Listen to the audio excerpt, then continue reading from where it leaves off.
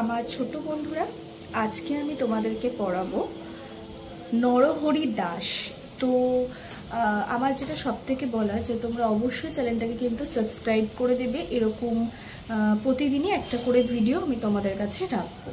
তো চলো আজকের ক্লাসটা আমি শুরু করছি। আজকে আমি পড়াচ্ছি নরহরি দাস। তোমরা প্রত্যেকে তোমাদের বই খোলো এবং শুরু করছি। চলো।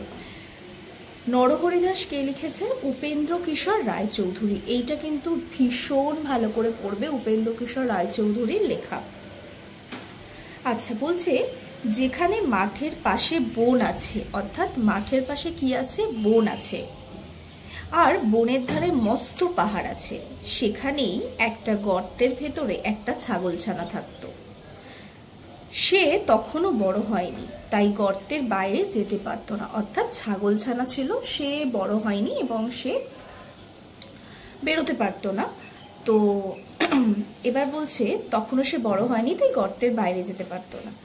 বাইরে যেতে চাইলে তার মা বলতো যাস নে, অর্থাৎ সে যেহেতু ছোট ছিল তাই তাকে বাইরে যেতে দিত না, এবং মা বলতো যেতে হবে না, ভাল্লুকে ধরবে, বাঘে নিয়ে যাবে, সিংহে খেয়ে ফেলবে। যেহেতু সে ছোট, তার মা বড়, কিন্তু সে যেহেতু ছোট, তে বলছে যে বাইরে গেলে কে কে খেয়ে নেবে, বাঘে খেয়ে নিতে পারে, ভাল্লুকে নিয়ে চলে যেতে পারে। তো সেই জন্য বলছে তুমি বেরিও না। তা শুনে তার ভয় হতো, আর সে চুপ করে গর্তের ভেতরে বসে থাকতো। তারপর সে একটু বড় হলো, তার ভয়ও কমে গেল। তখন তার মা বাইরে চলে গেলেই সে গর্তের ভেতর থেকে উঁকি মেরে দেখতো। শেষে একদিন গর্তের বাইরেই চলে এলো, অর্থাৎ যখন তার মা বেরিয়ে যেত তখন সে কি করত? বেরিয়ে যেত, এবং সে দেখতো যে বাইরে কি, মানে যা হয় আর কি। সেইখানে এক মস্ত ষাঁড় ঘাস খাচ্ছিল। ছাগলছানা আর এত বড় জন্তু কখনো দেখেনি, কিন্তু তার শিং দেখলেই সে মনে করে নিল ওটাই ছাগল, খুব ভালো জিনিস, খেয়ে এত বড় হয়েছে। তাই সে ষাঁড়ের কাছে গিয়ে জিজ্ঞেস করলো, হ্যাঁ গা, তুমি কি খাও?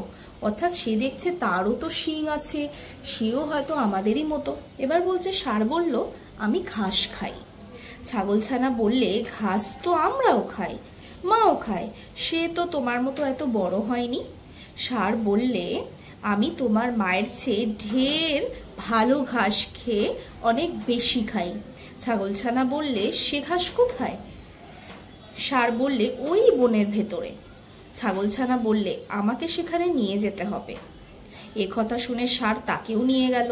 সেই বনের ভেতরে খুব চমৎকার ঘাস ছিল। ছাগলছানা পেট ভরে যত ইচ্ছে ঘাস খেতে লাগলো। খেয়ে তার পেট এমনই ভরে গেল যে সে আর চলতেই পারলো না। সন্ধে হলে ষাঁড় এসে বলল, এখন চলো বাড়ি যাই। কিন্তু ছাগলছানা কি করে বাড়ি যাবে? সে তো চলতেই পারে না। তাই সে বলল যে তুমি যাও, আমি কাল যাব। অর্থাৎ সে এতটাই খেয়ে ফেলেছিল, সে আর বেরোতেই পারছে না, সে কি করবে? এবং তখন ষাঁড় চলে গেল। ছাগলছানা একটি গর্ত দেখতে পেয়ে তার ভেতরে ঢুকে রইল। সেই গর্তটা ছিল একটি শেয়ালের।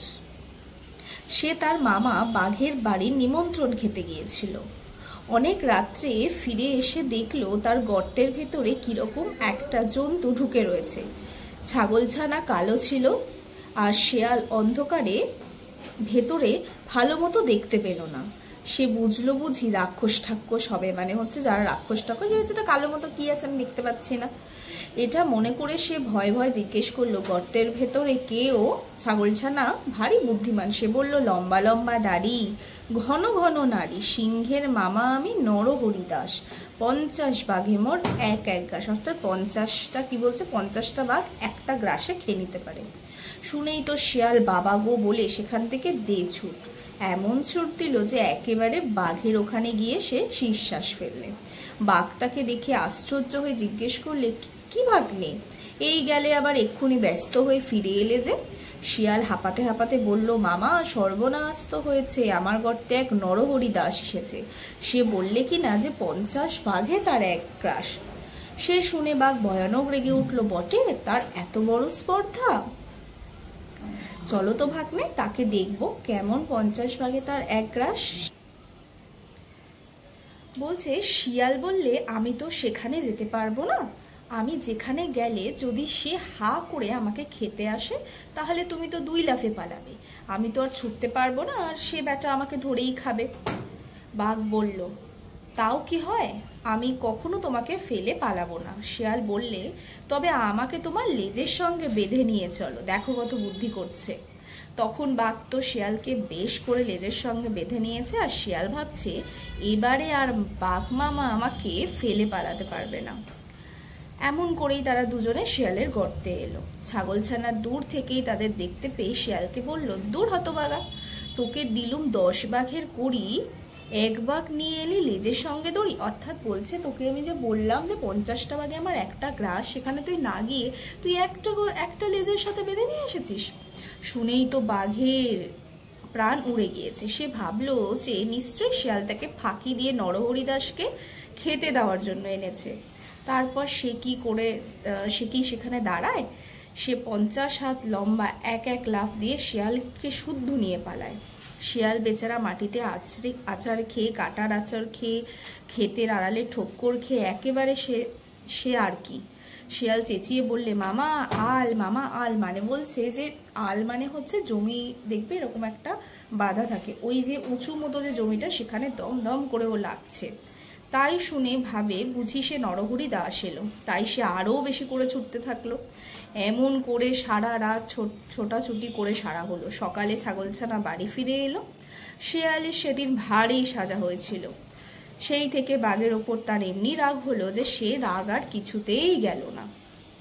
তাহলে আজকে যেটা আমি পড়ালাম সেটা হচ্ছে, আমি তোমাদেরকে আবার বলে দিই, নরহরি দাস। তো গল্পটা এখানেই শেষ হলো। সব থেকে বড় কথা হচ্ছে তোমরা প্রত্যেকে কিন্তু গল্পটা খুব ভালো করে পড়বে, কারণ এখানে ছোট ছোট অনেক প্রশ্ন আছে যেটা আমি নেক্সট ক্লাসে তোমাদের সাথে আলোচনা করব। ঠিক আছে?